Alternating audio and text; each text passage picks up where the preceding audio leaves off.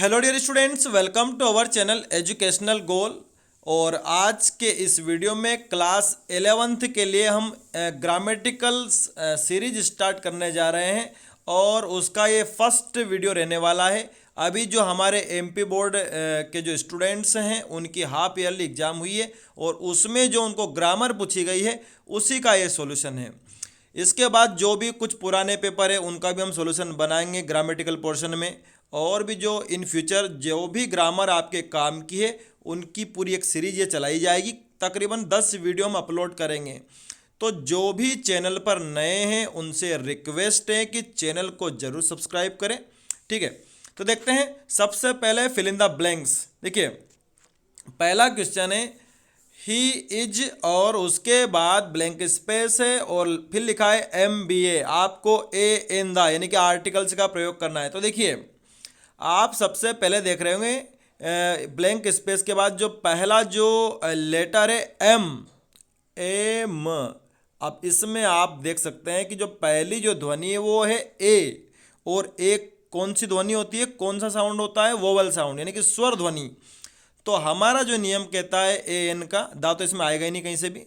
AN का जो नियम कहता है वो ये कहता है कि अगर साउंड जो है, अगर वो स्वर है, वोवेल है, तो आपको N पर जाना है। और अगर जो साउंड है, कंसोनेंट है, व्यंजन है, तो आपको A पर जाना है। तो यहाँ पर हमने देखा MBA, चाहे भले ही M जो है वो व्यंजन कंसोनेंट लेटर है, लेकिन इसकी जो साउंड है वो वोवेल है। तो हमें साउंड के हिसाब से ही एन का यूज़ करना है।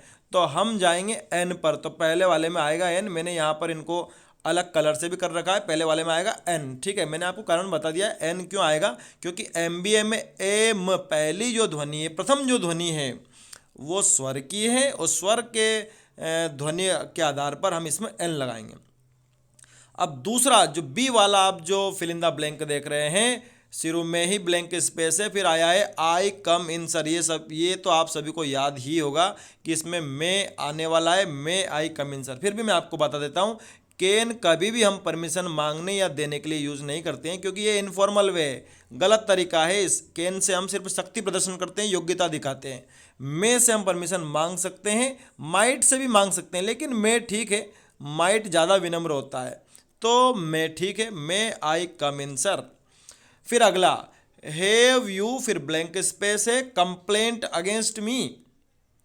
तो देखिए, यहां आप इस सेंटेंस को देख रहे हैं, इंट्रोगेटिव सेंटेंस है और सम और एनी का नियम अगर आपको याद है तो मैं बता देता हूं, नहीं भी याद है तो भी आप सुन लीजिए कि सम का यूज हम अफर्मेटिव सेंटेंस यानी कि पॉजिटिव सेंटेंस में करते हैं और एनी का यूज नेगेटिव और इंट्रोगेटिव सेंटेंस में करते हैं। तो जाहिर सी बात है, हमारा इंट्रोगेटिव सेंटेंस है, हेल्पिंग वर्ब सबसे आगे, तो इसमें क्या आएगा, इसमें आएगा एनी आएगा। ठीक है, तो इसमें आ जाएगा एनी। अब आगे बढ़ते हैं, यू कैन राइट और उसके बाद ब्लैंक स्पेस है और फिर ए पेंसिल लिखा हुआ है। तो देखिए, पेंसिल है, जब भी हम किसी औजार का यूज़ करते हैं कुछ भी काम करने के लिए तो हम विथ लगाते हैं। तो क्या लगाते हैं, इसमें क्या आ जाएगा, विथ।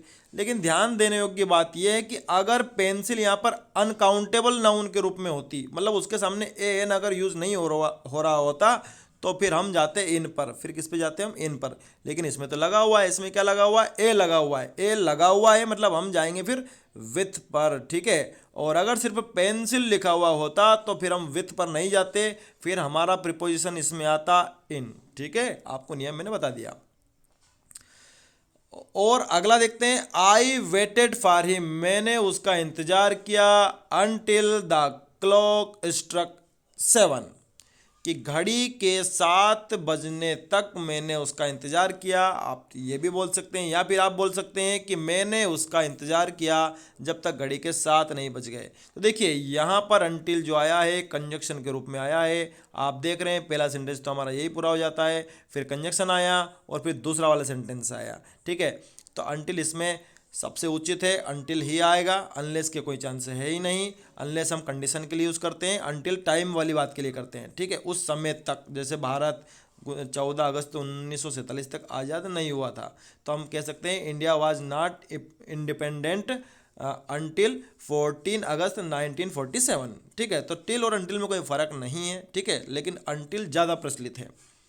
आगे देखते हैं, दिस इज द मैन, यही वो व्यक्ति है, whose name is written on the board, यही वो व्यक्ति है जिसका के नाम बोर्ड पर लिखा हुआ है। तो देखिए हुज यहाँ पर पॉजेसिव प्रोनाउन है, पॉजेसिव प्रोनाउन का यहाँ पर यूज हो सकता है क्योंकि यहाँ उसके नाम की बात चल रही है, तो हुज ही इसमें आ सकता है। ठीक है, अब आगे बढ़ते हैं हम डू एज डायरेक्टेड की ओर। देखिए मैंने इनके भी सोल्यूशन कर रखे हैं, लेकिन मुझे आपको समझाने हैं, इसलिए आंसर नहीं लिखने हैं, समझने हैं। ठीक है, पहला है ही डिड इट, और बाद में लिखा हुआ है चेंज इनटू नेगेटिव, यानी कि आपको इसको नेगेटिव में बदलना है।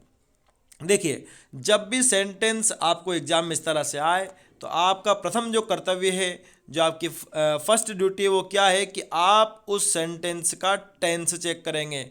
तो यहाँ आपने देख लिया डिड लिखा हुआ है, टेंस चेक करना मतलब वर्ब को देखना, सीधी सी बात है। जब भी आपको टेंस चेक करना है मतलब किसको देखना है, ना सब्जेक्ट से कोई मतलब है ना ऑब्जेक्ट से कोई मतलब है, हमें टेंस मतलब सीधा वर्ब की फॉर्म को चेक करना है। तो यहाँ पर वर्ब की फॉर्म सेकंड फॉर्म है डिड, क्योंकि फर्स्ट फॉर्म क्या होती है डू, तो डू की सेकंड फॉर्म होती है डिड और थर्ड फॉर्म होती है डन। तो यहाँ पर सेकंड फॉर्म है, सेकंड फॉर्म देखते से हम समझ गए कि ये प्रेजेंट पास्ट इंडेफिनिट का सेंटेंस है। किसका है, पास्ट इंडेफिनिट टेंस का ये सेंटेंस है। और अब हमें पता है कि अंग्रेजी में अगर नेगेटिव सेंटेंस बनाने हैं तो हेल्पिंग वर्ब तो चाहिए, तो हमें पता है कि पास्ट इंडेफिनिट टेंस में हेल्पिंग वर्ब होती है डिड।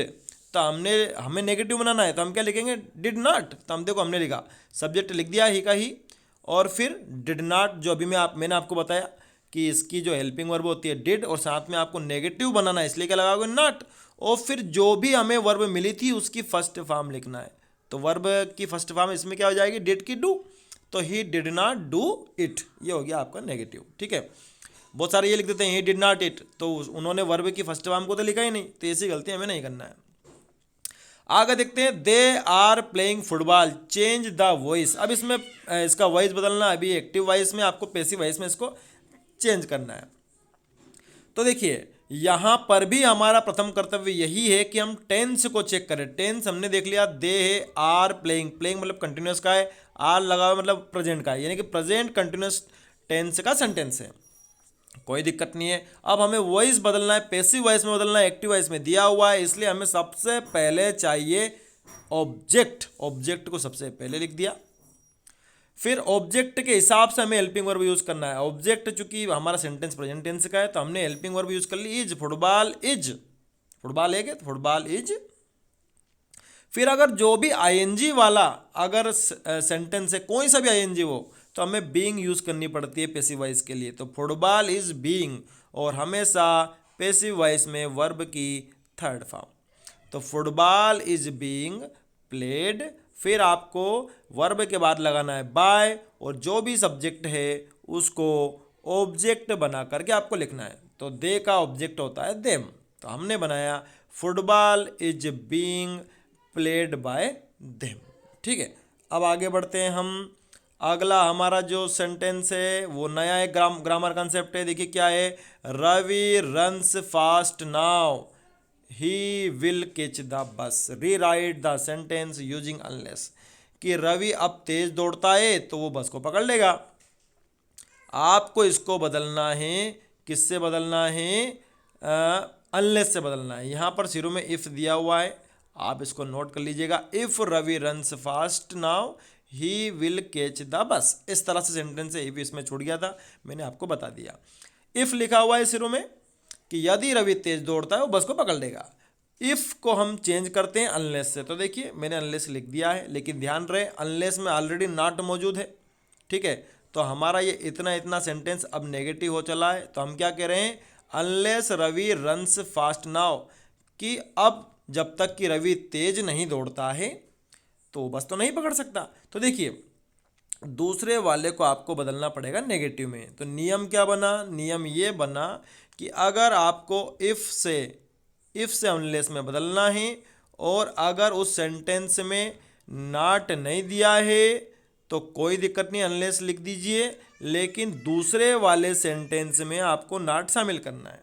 दूसरे वाले सेंटेंस में क्या करना है, नॉट शामिल करना है। और अगर पहले वाले में ही नॉट दे दिया है, ऐसा होता है if Ravi does not run fast, ऐसा होता, तो इस नॉट को हटाना है और सिर्फ क्या लगाना है, अनलेस लगाना है, और फिर दूसरे वाले में कोई परिवर्तन नहीं करना है। तो सीधी सी बात है, नॉट दिया हुआ है तो नॉट को हटाना है क्योंकि अनलेस में नॉट मौजूद है, और नॉट नहीं दिया है तो अगले वाले सेंटेंस में नॉट को जोड़ना है। ये मैंने जोड़ दिया। और नॉट को कहाँ जोड़ते हैं, हेल्पिंग वर्ब के बाद जोड़ते हैं। तो हमने लिखा he will not catch the train. मुझे लगता है आपको नियम समझ में आ गया होगा। ठीक है, भावार्थ नहीं बदलना चाहिए, सीधी सी बात है। जो सेंटेंस इसमें अर्थ निकल रहा है वही इसका निकलना चाहिए।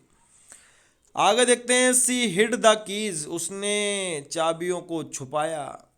यहाँ पर हमने देखा हिड, हाइड की सेकंड फॉर्म होती है हिड, यानी कि सेकंड फॉर्म है, यानी कि अभी कौन सा टेंस में दे रखा है, पास्ट इंडेफिनिट में दे रखा है। करना किस में, प्रेजेंट परफेक्ट में करना है। तो प्रेजेंट परफेक्ट की पहचान होती है कि आपको हैज लेना है और जो भी वर्ब है उसकी थर्ड फॉर्म। तो हमने हाइड की थर्ड फॉर्म हिडन यहाँ पर कर दी, और क्या बन गया हमारा, सी हैज़ हिडन द कीज। अब आगे बढ़ते हैं, देखिए आगे और भी दो हैं हमारे पास। He is very poor, he can not pay his fees. आपको इसको जोड़ना है, सो और डेट से इसको जोड़ना है। बहुत ही आसान है, जहाँ पर वेरी लिखा हुआ है वहाँ पर आ जाएगा सो, या आपने सो लिख दिया। ठीक है, आप पहले सेंटेंस को कंप्लीट कर दीजिए। अब जोड़ने के लिए हम कंजंक्शन यूज़ करेंगे, डेट, डेट लिख दिया। दूसरे वाले सेंटेंस को हूबहू लिख दीजिए, ही can not pay his fees. क्या अर्थ निकला, वो इतना गरीब है कि वो अपनी शुल्क जमा नहीं कर सकता, चुका नहीं सकता। ठीक है, अब अगला सेंटेंस देखिए, अर्थ रिवॉल्व्स राउंड द सन। दा तो लगा ही नहीं हुआ है उसमें, इसको करेक्ट करना है। तो जाहिर सी बात है, जो मैंने अभी बोला वही करेक्शन है इसका, कि जो भी आकाशीय पिंड होते हैं उनके नाम के पूर्व दा लगता है। तो दा यहाँ भी लगा है और दा यहाँ भी लगा है। ठीक है, अब ये ठीक हो गया, the earth revolves round the sun. तो इस तरह से सॉल्यूशन हो गया। मैं आपसे फिर से कह रहा हूँ, मुझे सब्सक्राइब जरूर करें, संतोष भैसानिया। इसी तरह से मैं आपको ग्रामर पढ़ाता रहूँगा, और हमारे चैनल का नाम है एजुकेशनल गोल। यूट्यूब पर आप सर्च करेंगे आपको मिल जाएगा। Thanks for watching this video.